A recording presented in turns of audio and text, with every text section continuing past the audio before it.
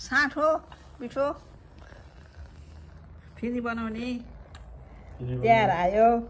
भोलि त काग तिहार भोलि तिहारभित्र बस्यो अब दुध भात दाल भात तरकारी अचार घिउ अलिकति दही हालिदिने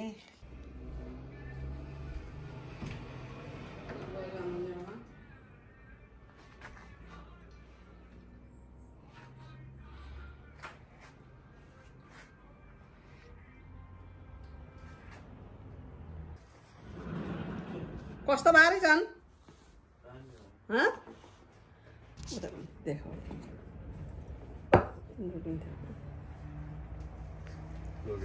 मिठो भएको त्यो दुलो त उसले के अरे मन्जुले के गराउँछु भने अरे टी गराउँछु है के गराउँछु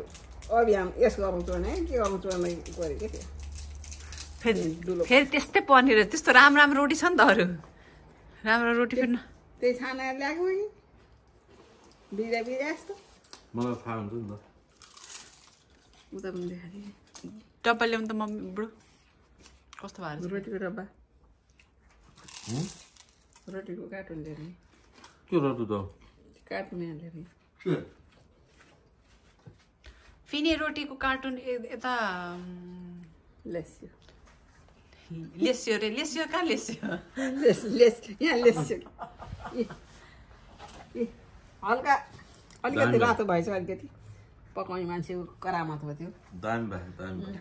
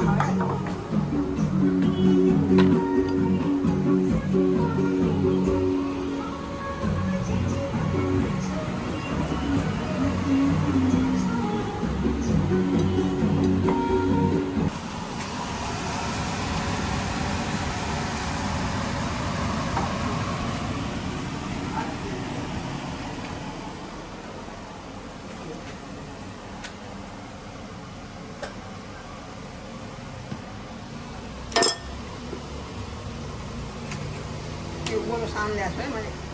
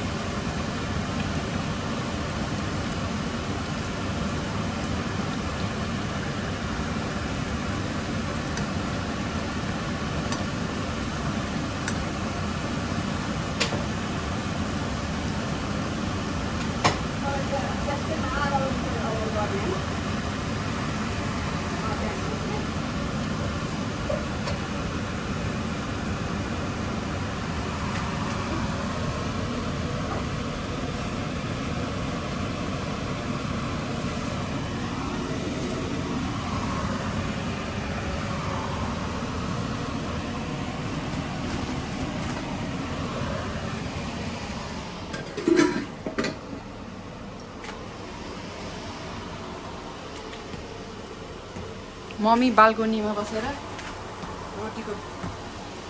व्यवस्था गरेर हुन्छ अनि जेठो नातिले डो बनाइदिन्छ भनेको थियो कहाँ गएछ जेठो नाति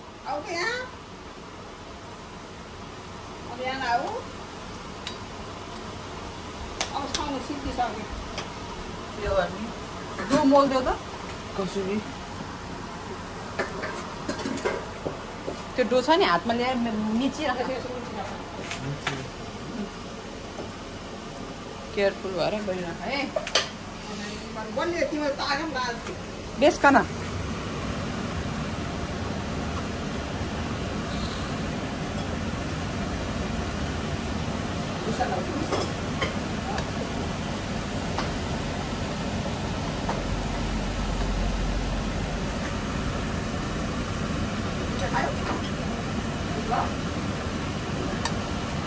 दुईटा खाएको मान्छेले त अलिक बल लगाउनु पर्यो नि त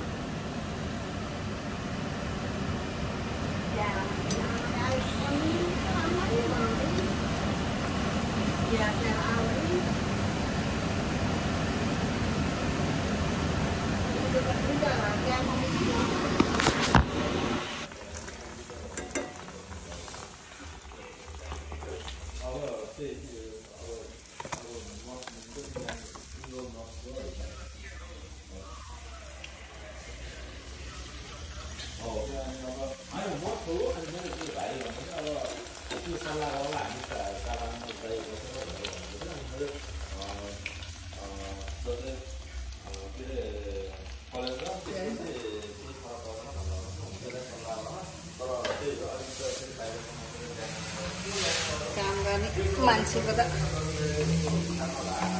त्यो भोर त यहाँ बनाइसकिन्छ कि हो